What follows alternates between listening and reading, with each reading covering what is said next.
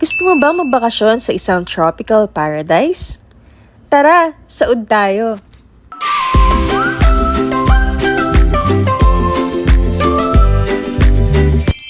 Ngayon ay nandito tayo sa isang tropical paradise, ang Saud Beach sa Pagudpod, Ilocos Norte.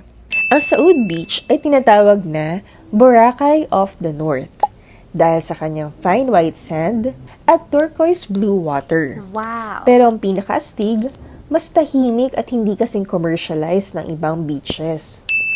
Alam niyo ba na noong 2021 ay sinama ng Travel and Leisure ang Saud Beach sa listahan ng world's most beautiful beaches in the world? Imagine, pang world class talaga ang ganda ng beach na to.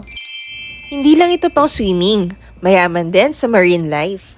Kung mag-snorkeling ka, ay makikita mo ang makukulay na coral reefs at iba't ibang klase ng isda.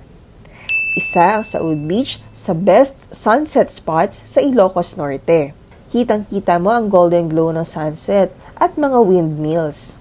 Kung gusto niyo pumunta dito, ito ang mga options.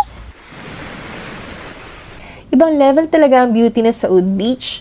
Sana nag-enjoy kayo sa vlog na to at huwag kalimutang mag-like, share, and follow for more!